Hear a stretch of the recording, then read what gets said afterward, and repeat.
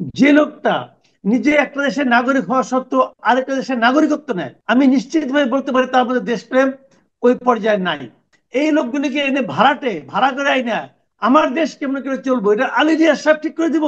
এটা মনির হায়দার ঠিক করে দিব? আমি অন্যদের নাম বললাম না। বদিউল আলম মজুমদার যে কি করছে এই গত 30 বছর, এটা দেখছি আমরা ভাই। তো যে লোক নাকি তার পদ ছাড়তে পারে না, এই লোক, এর চেয়ে বড় দুর্নীতি আর কি হইতে পারে? বাংলাদেশে বৈষম্য কার সঙ্গে কার? বাংলাদেশে বৈষম্য করা হয় কৃষকের সঙ্গে, বাংলাদেশে বৈষম্য করা হয় শ্রমিকের সঙ্গে। এই 52 বিচার দলিলে কৃষক এবং শ্রমিক এই শব্দ দুইটাই নাই।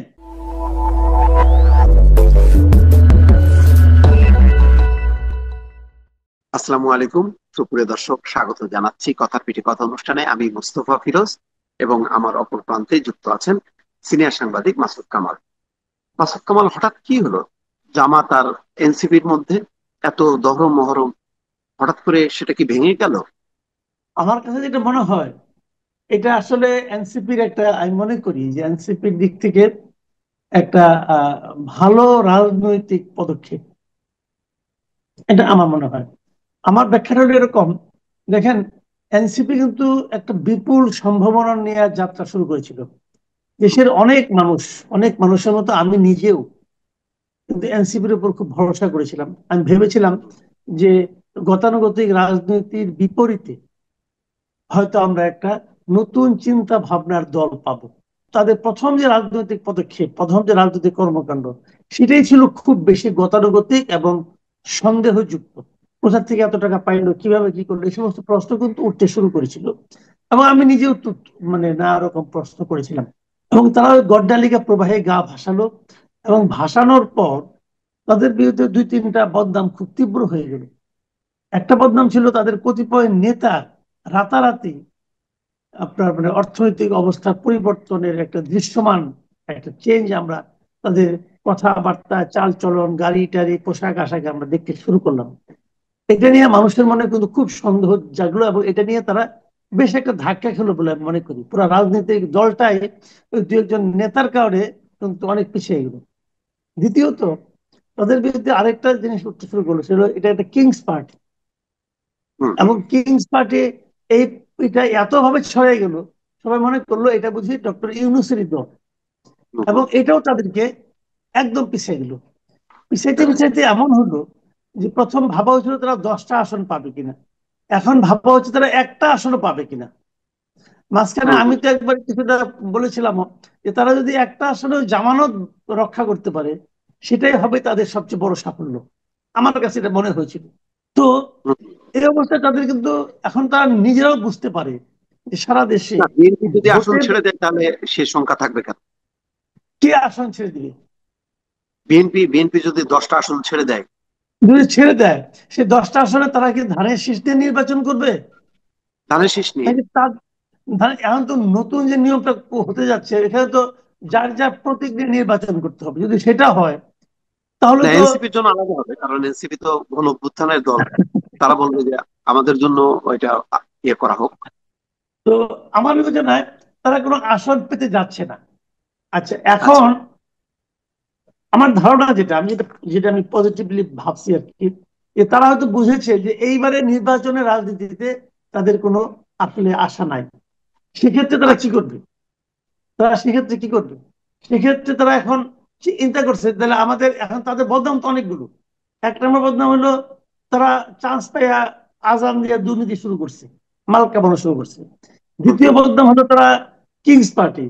তৃতীয় হুম, বদনাম হলো যে তারা জামাতের বি টিম। কারণ এনসিপির যে কয়টা সফল কর্মসূচি ছিল, যেমন আওয়ামী লীগকে নিষিদ্ধ করার কর্মসূচি, বলা হয়ে থাকে সেখানে নাকি যা লোক আসছিল তারা সবই নাকি শিবিরের লোক ছিল। হুম, এবং ঢাকার বাইরে যখন তারা বিভিন্ন রকম পদযাত্রা করছে, সেখানেও নাকি শিবির অফিসিয়ালি অর্ডার দিয়ে তাদেরকে নাকি তাদের এই প্রোগ্রামকে সফল করার চেষ্টা করছে। তাহলে সেখানেও শিবির ছিল। শিবিরের হেল্প করতে করতে মানুষের মধ্যে একটা ধারণা ছিল এটা বুঝি জামাতের বি টিম। তারা এখন শেষ মুহূর্তে এসে চেষ্টা করতেছে যে এখান থেকে বের হওয়া যায় কিনা। এবং বের হওয়ার প্রথম পদক্ষেপ হিসেবে গভর্নমেন্টের বিরুদ্ধে উল্টাপাল্টা পড়া আরম্ভ করছে। হুম, উপদেষ্টারা লিয়াজও করতেছে, উপদেষ্টারা সেফ এক্সিট খুঁজতেছে, অমুক তমুক সমানে বলতেছে। মানে সরকার বিরোধী অবস্থানটা তারা এমন ভাবে বলা আরম্ভ করছে যেন মানুষ মনে করে না তাহলে তো এটা কিংস পার্টি নয়, এই জন্য তারা সরকারের বিরুদ্ধে আলাপ আরম্ভ করছে। তাহলে এখন বাকি হলো কি, জামাতের বি টিম এই ব্লেমটা থেকে বাঁচা।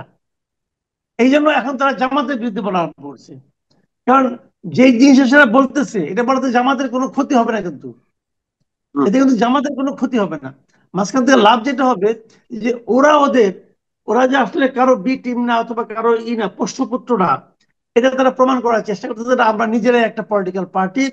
এবং তারা এটাও বুঝতে পারছে যে আমাদের টিকতে হলে পলিটিক্যাল পার্টি হয়ে টিকতে হবে, নতুবা হবে না। এখন কিংস পার্টির নিয়ে তকমা নিয়ে সরকারের সহযোগিতা নিয়ে যে 10টা আসন পাবে, সেই সুযোগও নাই। কারণ সরকার ইতিমধ্যে কিন্তু, ডক্টর ইউনূস সাহেব কিন্তু ইতিমধ্যে বিএনপির ঘাটে তার নৌকা ভিড়াইছে। হ্যাঁ, তো এখন সেও তো দাম দেয় না, তাহলে কি করবে? এখন তারা এই এতিম বালকগণ সিদ্ধান্ত নিয়েছেন যে আমরা এখন নিজেরা একটা রাজনীতি করব, এবং সেটা হলো আমাদের রাজনীতিটা করব। এখন ওনাদের যে রাজনীতিটা, এটা কিন্তু খারাপ না। তো আপনি এটা আমি বলেন, জামাত কি এটা ঠিক করলো কিনা? তাদের জামাতও তো বললো যে তারা আইনি ভিত্তি ছাড়া এই জুলাই সনদে স্বাক্ষর করবে না এবং অনুষ্ঠানেও যাবে না। সে তো কিন্তু অনিশ্চিত ছিল, কিন্তু দেখা গেল যে না, কই অনুষ্ঠানেও গেল, স্বাক্ষরও করলো। তো এই অবস্থানটা মানে এনসিপির সাথে একটা মানে হলো কিনা? কারণ এনসিপি কে মানে তারা সম্ভবত বলছিল যে তোমরা চাপ দিতে থাকো, বিএনপির চাপে পড়বে, সরকারও চাপ পড়বে। কিন্তু তারা নিজেরা সরে গেল, সরে যাওয়াতে এখন এনসিপি বেকায়দায় পড়লো না? আপনার কি মনে হয়? না, বেকার কিছু না তো। এই এই ইয়েতে এনসিপি যে কোনো সময় স্বাক্ষর করতে পারে, এটা তো কোনো সমস্যা নেই। এবং এনসিপি স্বাক্ষর করবে, আপনি শিওর থাকেন, স্বাক্ষর করবে। বুঝলো 30 তারিখ মতো সময় আছে, এনসিপি আমাদের স্বাক্ষর করবে। ইন্টারেস্টিং হলো, স্বাক্ষর না করার ক্ষেত্রে এনসিপি যে পয়েন্টটা তুলছে, আমি কিন্তু এই হ্যাঁ, পয়েন্টটাকে ভ্যালিড পয়েন্ট মনে করি। ভ্যালিড হ্যাঁ। পয়েন্ট মনে করি এই কারণে যে তারা তো আন্দোলনে তো তাদের অনেকেই জড়িত ছিল, হুম। তাই না? এখন তারা তো এক ধরনের আইনগত এক ধরনের নিরাপত্তা চাইতেই পারে, এটা তো অন্যায় কিছু না, ঠিক না ব্যাপারটা? ভাই, অতীতে এই ধরনের আইনগত নিরাপত্তা দিছে পার্লামেন্ট। পার্লামেন্ট এসে এটাকে ঠিক করছে। আপনি সংসদকে পাশ কাটায় আপনি মানে কি করবেন? অধ্যাদেশ জারি করবেন, তারপরে তো সেই সংসদ লাগবেন। আপনি যাই করেন না কেন, আলটিমেটলি সংসদ ছাড়া অন্য কোনো কি উপায় আছে বাংলাদেশে যে মানে আপনি এটার একটা আইনি ভিত্তি দেবেন যেটা টিকে থাকবে? না, এটা নাই, ইউ আর রাইট। বাট ওরা তো আইনি ভিত্তি যেটা বলতেছে, এখানে যদি সবাই একটা মানে স্বীকৃতি দেয় যে আমরা এটা করব, বিএনপি যদি বলে, জামাত যদি বলে, সিগনেচার করে যে আমরা এটা করব, আইনি ভিত্তিতে আমরা দিব, তাহলে এটাও তাদের জন্য একটা সান্ত্বনা হিসেবে থাকবে। শুরুতে তো তাও ছিল না, শুরুতে তাও ছিল না। সকালে যায় যখন ওখানে চেয়ার দখল করছে, তখন তড়ি ঘড়ি করে 5 নাম্বার ধারা তারা যুক্ত করছে। এই পুরা জিনিসটা হয়েছে কি, আমি বলি আপনাকে।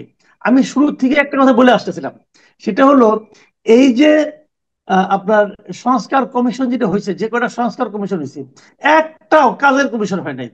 সবগুলি কতগুলি মানে আপনার মানে মিডিওকোর, খুব মাঝারি মানের লোক আইনা এই কাজগুলি করা হয়েছে। এদের মেধা যোগ্যতা কোনোটাই একদম বিশাল কিছু আমি মনে করি না। এদের দেশপ্রেম সেটা তো নাই। কিন্তু এইসব কমিশন একটা লোক চালাইতে যে যখন সরকারের বিপুল খরচও হলো, খরচ তো কম বিপুল হয়। খরচ হয় না, এদের মধ্যে কোনো দেশ, আপনি একটা কথা মাথায় রাখবেন, যোগ্যতা কিন্তু একমাত্র মাপকাঠি না। যোগ্যতা সবচেয়ে বড় হলো, প্রথম দেখতে হবে যে যখন নাকি দেশের জন্য কিছু করবেন, প্রথম দেখতে হবে তার দেশপ্রেম আছে কিনা। যে লোকটা নিজে একটা দেশের নাগরিক হওয়া সত্ত্বেও আরেকটা দেশের নাগরিকত্ব নেয়, আমি নিশ্চিতভাবে বলতে পারি তার মধ্যে দেশপ্রেম ওই পর্যায়ে নাই। দেশপ্রেম থাকলে সে আরেকজনের যে মা ডাকতো না। বা এটা কথা পরিষ্কার, যে লোক মাকে ভালোবাসে সে আরেক লোকের যে মা ডাকবে না, এটা হয় না। বৈবাহিক সূত্রে ডাকতে পারে, কিন্তু সেটা মা হইতে পারে। আর ওনারা যে বৈবাহিক সূত্রে তখন মায়ের চেয়ে তো আবার শাশুড়ির দাম বাড়িয়ে যাবো, ওটা আরেক সমস্যা। তো এই কারণে এই লোকগুলোর মধ্যে কোনো দেশপ্রেম নাই। এবং এই লোকগুলিকে এনে ভাড়া করে আইনা আমার দেশ কেমন করে চলবো, এটা আলী রিয়াজ সাহেব ঠিক করে দিব, এটা মনির হায়দার ঠিক করে দিব। আমি অন্যদের নাম বললাম না। বদির আলম মজুমদার যে কি করছে এই এই গত 30 বছর, দেখছি আমরা ভাই। তার যে কি কাজ, সে দেশের জন্য জাতির জন্য কি করতে পারছে এটা দেখছি। হাঙ্গার প্রজেক্ট সে দখল করে বসে রয়েছে। আচ্ছা, ইফতেখারুজ্জামান টিআইবি, তার কথাও বলি, লোক ভালো মনে হয়, কিন্তু একটা প্রতিষ্ঠানে সে এত বছর ধরে সে একলাই হলো প্রধান। এটা কি রে ভাই, রাজতন্ত্র নাকি? আর লোক নেই বাংলাদেশে? তো যে লোক নাকি তার পদ ছাড়তে পারে না, এই লোক, এর চেয়ে বড় দুর্নীতি আর কি হইতে পারে? কি হবে বলেন আপনি? জ্ঞান হওয়ার পর থেকে শুনতেছি টিআইবি প্রধান ইফতেখারুজ্জামান, ভাই আর লোক নাই? সেই সমস্ত আমাদের ই করতেছে, আমাদের দুর্নীতি বিষয়ে জ্ঞান দিচ্ছে। তো এই সমস্ত লোক আইনা আপনি একটা বানাইছেন জগা খিচুড়ি। এই খিচুড়িতে ভাই আমাদের এখন হয় নাই, লবণ হয় নাই, তেল কিছুই হয় নাই। শেষ মুহূর্তে সামনে চেয়ার দখল দেখে তড়ি ঘড়ি করে তারা একটা ধারা যুক্ত করলো। তো এই ধারা যুক্ত করার জন্য তো এনসিপি সে আগের থেকে মিটিং বলে আসতেছে, তো করলো না কেন? শেষ পর্যন্ত নাকি প্যাদানি ভয়ে তাতে যুক্ত করলো। তার মানে, এবং দেখবেন আপনি বাম দলগুলো কিন্তু অভিযোগ করছে যেগুলি তারা নোট অফ ডিসেন্ট রাখছিল ওগুলো নাকি মূল সনদের মধ্যে নিয়ে আসছে। এটা বাম দল অভিযোগ করছে। তাহলে জিনিসটা কি দাঁড়াইলো ভাই? কতগুলি আনারি লোকের হাতে দেশের সবচেয়ে গুরুত্বপূর্ণ কাজটা দেওয়া হয়েছিল, তারপরে যা হবার তাই হয়েছে। এবং শেষ মুহূর্ত পর্যন্ত দেখেন, এতদিন কাজ করার পরেও শেষ মুহূর্তে ওই জুলাই যোদ্ধাদের কথা শুনে ওদের ধারা যুক্ত করা, বাম ওই দল গণফোরাম কে ম্যানেজ করার জন্য আবার তাদের বিষয়টা যুক্ত করা, কেমন জানি এ হলো না একটা, মানে হাফ ভাই গার্ল। এটা জোড়াতালির নিবন্ধিত দলের সংখ্যা তো 52টা, হ্যাঁ, অর্ধেকের চেয়ে কম। অর্ধেকের চেয়ে পলিটিক্যাল পার্টি কম। আর পার্টিগুলি কি? জাতীয় লীগ, যে লিগে নেই, যার কোনো কেন্দ্রীয় কার্যালয় নাই, সে নাকি জামায় তার মেয়ের জামাইয়ের ড্রয়িং রুমে তার অফিস। এই দলকে যে আপনার নিবন্ধন দিছে, এই অপরাধে তো ইলেকশন কমিশনের বিরুদ্ধে মামলা হওয়া উচিত। কেমন কে দেয় নিবন্ধন? তো দিয়ে বসে রয়েছে। আগের গভর্নমেন্ট দিয়েছিল কয়েকটা সুপ্রিম পার্টি অমুক পার্টি, ওই নিবন্ধন গুলো বাতিল করা জরুরি হয়ে গেছে, ওগুলো বাতিল করে না কেন? তো না এখন এবারও যে নিবন্ধনের, আমি তো এনসিপি ছাড়া আর অন্য কোনো দল দেখি না যেটা নিবন্ধন পাওয়ার যোগ্য। যাই হোক, এখন এইগুলি যে হয়েছে দুই ভাই, আর আমার কথা হলো কি, এই এই এদের দিছে এত বড় কাজ করার জন্য, এবং ডক্টর ইউনূসের দৃষ্টিতে এরা হলো গিয়ে পৃথিবীর সবচেয়ে বড় সংস্কারক। ভাই এত সোজা? এইটা কি ক্লাস নেওয়া নাকি? এইগুলিকে পলিটিক্যাল পার্টি। আর এখানে জিনিসটা কি হয়েছে আমি বলি, বিএনপির যে সমস্যাটা, বিএনপি হলো তারা কোনোভাবে খালি ইলেকশনটা চায়। তারা দেখতেছে প্রতিদিন ডক্টর ইউনূসের ব্যর্থতার কারণে জনমনে যে রোষ ক্ষোভ, এই ক্ষোভ কিন্তু যে পড়তেছে আবার বিএনপির উপর। হুম। প্রতিদিন ডক্টর ইউনূসের কারণে বিএনপির ভোট কমতেছে। তো বিএনপির হিসাব হলো কি, যে ভাই কোনো মতে তাই ইলেকশন যদি আমি জিততে পারি, তখন কই ধুলাই সনদ আর কোথায় কি সব ধুলাই, তখন তারা দাঁড়ায় যাবো তাদের 31 দফা নিয়ে। এটা জানা কথা। এইটার উপর ভিত্তি করে গণভোটটা কি হবে আমি এটাই তো বুঝতেছি না। গণভোটের প্রশ্নটা কি থাকবে? মানে আগে গণভোট গণভোটের তো জনগণ একটা দ্বারা। বিষয় ছিল যে আমার, মানে একটা বিষয়, এখন আপনি হাজারটা বিষয় নিয়ে কি আপনি গণভোট করবেন? শুনেন, মানুষ কি বুঝে গণভোট তো তা গণভোটের না অংশ দিও নেবে? ভাই। হ্যাঁ, গণভোট তো দুটা বার্তা থাকবে, একটা হ্যাঁ অথবা না। তার মানে আপনাকে হ্যাঁ, জবাব দিতে হবে। হ্যাঁ, একাধিক বিষয় হলে পরে এক কথায় জবাব দেওয়া যায় না। আমি আপনাকে একটা সেটাই তো। এক্সাম্পল দিই। আপনি আমাকে জিজ্ঞাসা করলেন যে মাসুদ কামাল, আপনি যে আগে নিয়মিত বউ পিটাইতেন, এখনো কি পিটান? আপনি বলেন এক কথায় আমি কি জবাব দেবো? যদি বলি না, তার মানে এখন পিটাই না আগে পিটাইতাম। আর যদি বলি হ্যাঁ, তাহলে আগেও পিটাইতাম এখনো পিটাই। অনেক কিছুই এক কথায় জবাব হয় না। হ্যাঁ অথবা না দিয়ে সব জবাব হয় না রে ভাই। এই জিনিসটা বুঝতে হবে। আর এখানে আমি দুইটা প্রশ্নের উত্তর দিতে পারলাম না এক কথায়, আর এখানে হলো 84টা প্রশ্ন। আমি তো ওইটাই বলি, ধরেন 84টা প্রশ্ন নিয়ে এখন গণভোট করা হলো, আমি মনে হয় 84টার মধ্যে ধরেন 40টা আমি পছন্দ করলাম, আর যে 40টা পছন্দ করলাম না, তাহলে 40টার পক্ষে কি ভোট দেবো আর ওই বাকিটার পক্ষে কি না দেবো? এটা মানে, মানে আপনি আমাদের তো একটা বেকারদের মধ্যে ফেললেন। মানে আমি এটা ভোট ভাই দিতে একটা চাই শুনেন, 40টার পক্ষে, কিন্তু এখন দেখা গেল আমাকে ওই যেটা আমি মানি না সেটাও হ্যাঁ, আর যদি যেটা না মানি না, না দিলে পুরোটাই না হয়ে যাচ্ছে। এটা কি আমার ধরনের? আমি আগে আগে আগের বার বলছিলাম না যে এরা খুবই মাঝারি মানের বুদ্ধি নিয়ে আসছে। এখন মনে হুম, হচ্ছে এরা আসলে মূর্খ। এই মূর্খগুলি হাতে পড়ছে দেশ গঠনের দায়িত্ব। ভাই কি বলে এরা, কি বলে আপনি পড়ছেন? 52 পৃষ্ঠার যে সনদটা পড়ে দেখেন না, এটা তো অনলাইনে পাওয়া যায়। পড়লে আপনি মাথা হুম, খারাপ হয়ে যাবো। বৈষম্য বিরোধী আন্দোলনের ফলে এটা আসছে। বৈষম্য কি আপনি আমাকে বলেন? বৈষম্য কাহাকে বলে? বাংলাদেশে বৈষম্য কার সঙ্গে কার? বাংলাদেশে বৈষম্য করা হয় কৃষকের সঙ্গে, বাংলাদেশে বৈষম্য করা হয় শ্রমিকের সঙ্গে। এই 52 পৃষ্ঠা দলিলে কৃষক এবং শ্রমিক এই শব্দ দুইটাই নাই। দেখেন খুঁজে।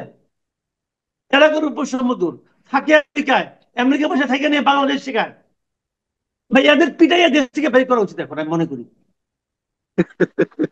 আচ্ছা, এখন থেকে গণদৌড়ানো কি তো ফাইনাল পর্যন্ত। মানে কি হবে, কি মানে এটার কি আইনি ভিত্তি দিবে কিভাবে? এখন নাকি আইনি ভিত্তি দেওয়ার জন্য বিশেষজ্ঞদের সঙ্গে বসতেছে। তো কমিশন তো করা হয় বিশেষজ্ঞদের নিয়ে, তো এই কমিশন আবার বিশেষজ্ঞরা আবার বিশেষজ্ঞদের পরামর্শ নিচ্ছে, এটা কেমন কথা? মনে করেন যে কমিশন, এর মধ্যে আবার মানে আরো কমিশনের রিপোর্টের মধ্যে আবার কমিশন করার প্রস্তাব আছে, যে এগুলো নিয়ে আবার কমিশন করতে হবে। তো তোরা কি করলি? ফালতু ভাই, ফালতু, মানে বললাম তো, একটা জগা কেউ ডক্টর ইউনুস হিমসেলফ হলো একটা মানে তার মধ্যে দেশপ্রেম নাই।